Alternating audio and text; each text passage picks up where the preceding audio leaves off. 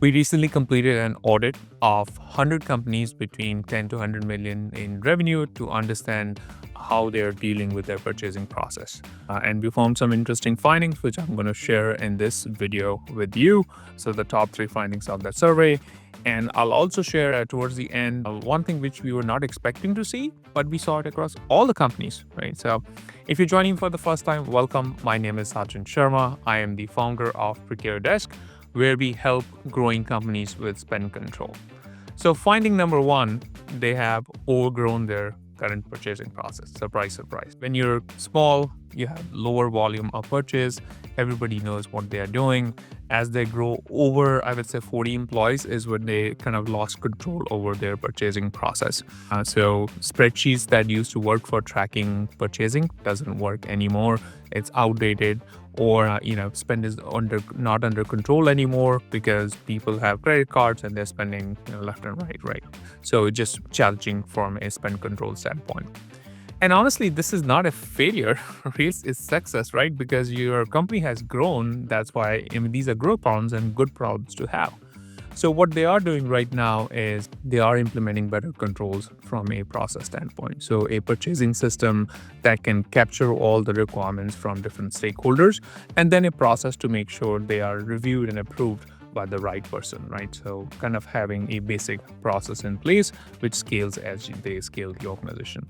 Number two is what we found is departments takes more ownership, and that's a problem. So what do I mean by that? So every department start doing their own purchasing as they scale. And they feel probably they're doing a favor to the company, right? Because I don't need somebody to be involved to help me with purchasing. What ends up happening is you have many vendors from the same product you're buying. Like one company we worked with, they had like 3 different vendors for project management software. And when we kind of helped them with consolidation, they kind of looked at and said, all right, we don't need these 3 software. We just need one vendor. And every department, whether it's sales, marketing, or production, can use the same vendor for project management. So what they're doing now from a policy standpoint is having a person review the spending so that they can centralize the purchasing and make sure they're buying from fewer vendors and getting better pricing. So this is kind of 2 benefits they're getting. You have fewer number of vendors, and you're getting a better pricing for your product. Number 3 is losing visibility with scale. A very common problem is as you scale, you start losing visibility into what's your total spend, because you have to wait for your month-end process to close, your books to close, and even then the visibility is at a GL level, right? And so we asked many companies and said, like, how much are you spending on software? And many people have estimates. They don't know exactly how much they're spending on software because there's no real way to do that. So a solution to that problem is having a granular breakdown of spend at the time of the spend. So the person who is spending can categorize the spend and say, all right, this is software, this is hardware, and so on. So when you're running your spend analysis, the GL structure is okay from a cost standpoint at a PLN level.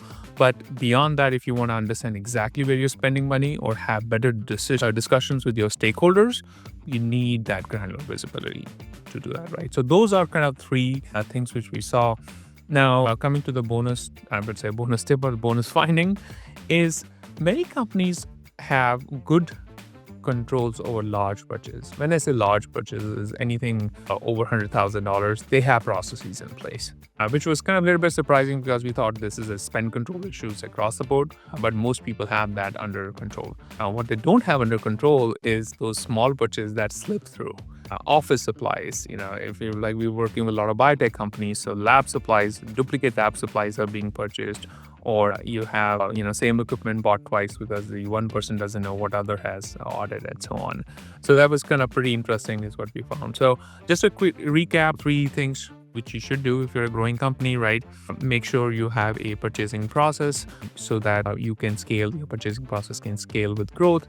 Number 2 is centralize your spending so departments are not taking their own decisions, and have better visibility so you can make better decisions. If you like this video, go hit the subscribe button so you get notified next time when we release a video like that. Thank you for joining me today, and I'll see you in the next video.